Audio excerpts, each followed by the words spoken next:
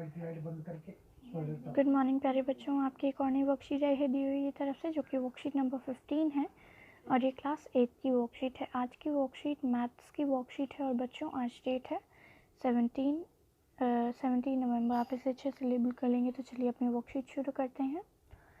आज की जो वर्कशीट है बच्चों, उसमें हमें पढ़ने को मिलेगा क्या, स्क्वायर एंड स्क्वायर रूट। तो इसको समझने से पहले कि छोटी सी इंटरेस्टिंग सी स्टोरी ले लेते हैं, तो पहले उसको पढ़ते हैं, उसके बाद आगे चलेंगे। Twin sisters Priya and Riya have been discussing about reopening of the school. When our school reopens during the assembly session, we will stand maintaining a distance of 6 feet from each other. Riya said that there are 1027 students in our school and we all will stand in the form of a square, such that each row consists of as many students as the number of column. How beautiful it will look.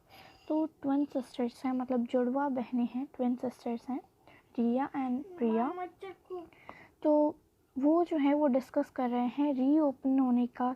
जो school है जब वो reopen हो जाएगा तो वो 6 feet की दूरी आपस में बनाकर तब अपने असेंबली हॉल में असेंबली करेंगे। ठीक है, क्योंकि कोरोना है तो वो 6 फीट की दूरी 6 फीट की दूरी बनाकर असेंबली हॉल में खड़े होंगे। और कितना सुंदर लगेगा जब वो एक स्क्वायर में खड़े होंगे, बिल्कुल मतलब जितना बाजू वाला है बिल्कुल उतनी ही दूरी पर। ठीक है, तो वही बोल रहे हैं, बहुत सुंदर लगेगा। फिर रुकिए, इसको हटाते हैं, अब देखते हैं। फिर जो रिया है उसने बोला कि हमारे स्कूल में तो 1027 स्टूडेंट्स हैं, सो वो स्क्वायर के फॉर्म में नहीं खड़े हो पाएंगे। और वैसे तो कितना सुंदर लगेगा, देखिए स्क्वायर में खड़े होंगे तो, है ना। तो अब हमें रिया ने रिप्लाई जो दिया है वो देखते हैं। ठीक है, चलिए वो देखते हैं। अब बच्चों प्रिया ने रिप्लाई क्या दिया है, देखिए। Priya replied that 1027 children cannot take the shape of square. जो 1027 स्टूडेंट्स हैं और जो बच्चे हैं वो स्क्वायर की शेप में खड़े नहीं हो सकते। रिया asked that how can you say, तुम ये कैसे बोल सकती हो। Do you know the method of to find square root, क्या तुम्हें मेथड पता है कि स्क्वायर रूट कैसे निकालते हैं नंबर्स का। देखिए यहाँ पे, do you know the method of find square root of the number 1027, क्या तुम्हें मेथड पता है कि 1027 का स्क्वायर रूट कैसे निकालते हैं। Priya replied that I know the method to find square of any number, मुझे पता है किसी भी स्क्वायर जो किसी भी नंबर का स्क्वायर निकालना। ठीक है, स्क्वायर रूट बोलिए या फिर स्क्वायर बोलिए, बातें बराबर ही है। But don't know the method of the find square root of any number, लेकिन नहीं पता कि उसका स्क्वायर रूट कैसे निकालते हैं। स्क्वायर निकालना आता है लेकिन स्क्वायर रूट निकालना नहीं आता। ठीक है, अब but I can say that 1027 children cannot take the shape of square, लेकिन इतना ज़रूर कह सकती हूँ कि 1027 स्टूडेंट्स जो हैं वो स्क्वायर की शेप नहीं ले सकते। रिया said that prove your statement, रिया ने कहा अपनी स्टेटमेंट को प्रूव करो, जो तुमने कहा उसे पूरा करो, दिखाओ। ठीक है, अब देखिए ये क्या बोल रही है आगे। प्रिया said look at the table given below, अब यहाँ पे एक टेबल दिया गया है उसको देखते हैं। नंबर एंड स्क्वायर नंबर हमें दिया गया है। ठीक है, नीचे देखते हैं। अब बच्चों देखिए ये टेबल में क्या है दिया गया है, number, square number, unit place number. ठीक है, अब ये है क्या, देखिए नंबर में तो नॉर्मल 1 2 3 4 ऐसे दिया गया है, 40 तक है यहाँ पे, आपको 35 तक ही दिख रहा होगा। और यहाँ पर भी इस लाइन में भी पूरा नहीं है। तो अभी देखते हैं, पहले समझ लेते हैं इसको। तो नंबर दिया गया है यहाँ पे, और यहाँ पे इसका स्क्वायर नंबर दिया गया है। स्क्वायर नंबर कैसे निकालते हैं बच्चों?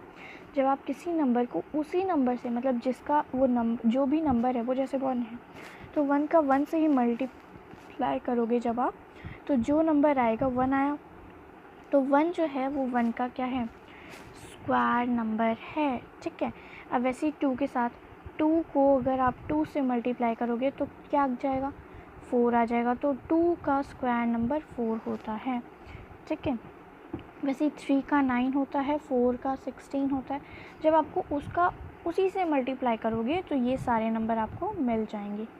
फिर यूनिट प्लेस नंबर क्या है? अब ये जो यूनिट प्लेस पे उनका नंबर दिया गया है ना, 1 है, 4 है, 9 है, 9 है, 6 है, 5 है, तो ये जो यूनिट प्लेस पे नंबर है वो यहाँ पर दिए गए हैं। वैसे यहाँ पे फिर दोबारा नंबर और यहाँ पे स्क्वायर नंबर दिया गया है। ठीक है। अब देखते हैं नेक्स्ट। प्रिया क्या कह रही है? Do you observe something? क्या तुमने कुछ ऑब्जर्व किया? प्रिया ने बोला व्हाट? क्या?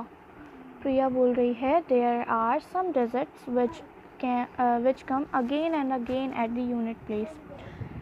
प्रिया कह रही है कि कुछ नंबर जो हैं वो बार बार यूनिट प्लेस पे आ रहे हैं।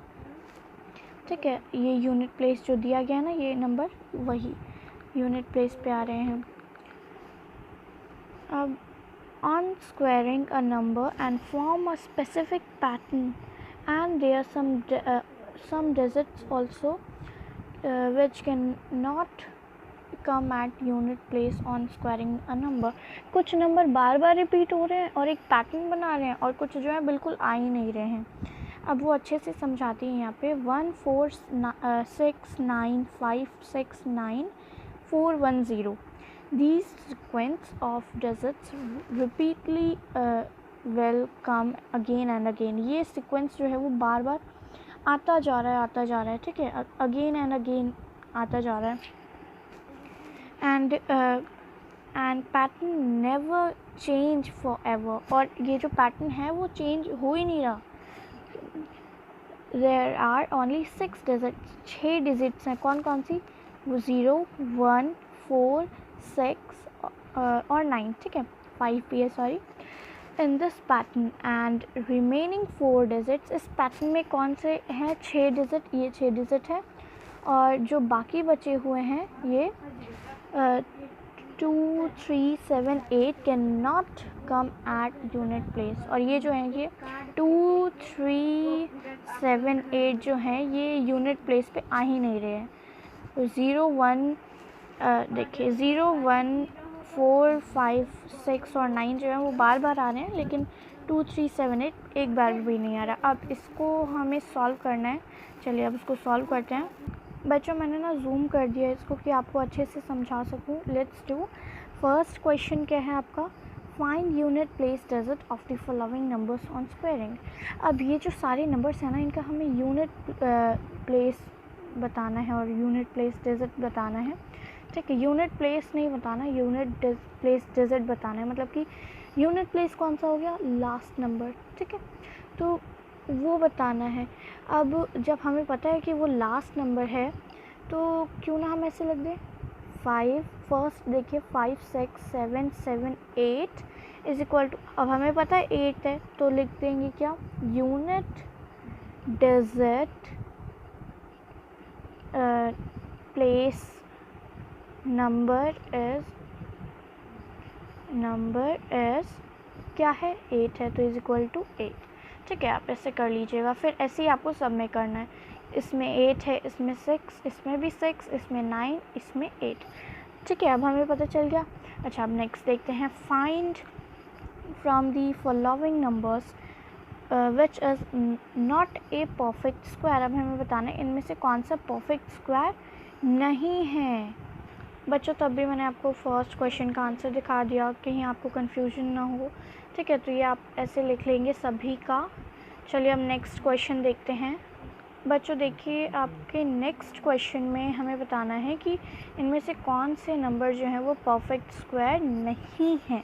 तो हमने अभी पढ़ा था ना, जिसके पीछे 9 होगा और 3 होगा और बाकी 9 होगा और 4 होगा, 3 नहीं आएगा यहाँ पे। ठीक है। ये 3 क्रॉस है 3 को हम हटा देते हैं। ये देखिए, ये जो 4 है और 9 है, तो ये इनके लास्ट में क्या है, यूनिट डिजिट क्या है इनका, 9 है और 4 है, तो यानी कि ये जो है वो परफेक्ट स्क्वायर हैं। लेकिन जो 8 है, जो 7 है और जो 3 है, ये परफेक्ट स्क्वायर नहीं है। तो आप इनके ऊपर चेक कर लेंगे, ठीक है। ये 8, 7 और 3। नेक्स्ट और लास्ट क्वेश्चन देखते हैं। From the following numbers which numbers will not affect its unit digit on squaring और क्यूबिंग। तो क्या आएगा इसका बच्चों, इसमें हमें करना क्या है ना, देखो अब ये जो यूनिट डिजिट है, इसका लास्ट जो डिजिट है, हम अगर उसको उसी से मल्टीप्लाई करते हैं, उसका क्यूब निकालते हैं, तो 8 8 जा 64। अब अगर हम 4 को 8 की जगह लिखें तो इसमें अफेक्ट पड़ेगा ना, जो 8 था वो 4 में चेंज हो गया, तो यानी कि ये जो है वो नहीं है, ठीक है। अगर आप इसको क्यूब और क्या स्क्वायर जो है, अगर आप उसमें बदलोगे तो उसमें अफेक्ट पड़ेगा। अच्छा, जब 5 को अगर आप 5 इंटू 5 करते हो, 5 इंटू 5 5, तो 5 5 से क्या आएगा, 25 आएगा, है ना। अब वैसे ही अगर आप इसको क्यूब में करो, 3 बार इसको मल्टीप्लाई करो, तो 5 5 से 25 और 25 5 से 125। तो देखिए लास्ट का 5 ही रहेगा, तो कोई इफेक्ट नहीं पड़ेगा, ऑलरेडी 5 है तो उसका 5 ही रहेगा, ठीक है। फिर 1 को आप अगर मल्टीप्लाई करते हो, 1 इंटू 1 करोगे तो 1 ही आएगा, और 1 इंटू 1 इंटू 1 इंटू 1, सॉरी 3 बार था, मैंने 4 बोल दिया, तो 1 ही आएगा, है ना। तो इस पर कोई भी इफेक्ट नहीं पड़ने वाला। इसके अलावा अगर आप बात करते हैं 7 की, तो 7 में इफेक्ट पड़ेगा। 7 7 से आ जाएगा 49, तो 9 जो है वो 7 से अलग है ना, तो इसमें अफेक्ट पड़ेगा। जो लास्ट है 6, उसमें इफेक्ट नहीं पड़ेगा, क्यों, क्योंकि 6 6 जा 36, तो 6 आप यहाँ पे आराम से लिख सकते हैं।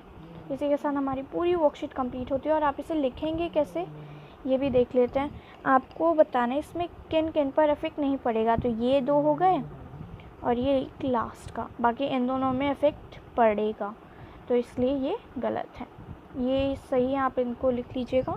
इसके साथ हमारी पूरी वर्कशीट कंप्लीट होती है। होप आपको समझ में आई होगी। अगर आपको हमारी वीडियो पसंद आए तो हमारी वीडियो को लाइक करें और हमारे चैनल को सब्सक्राइब करना ना भूलें। Thanks for watching.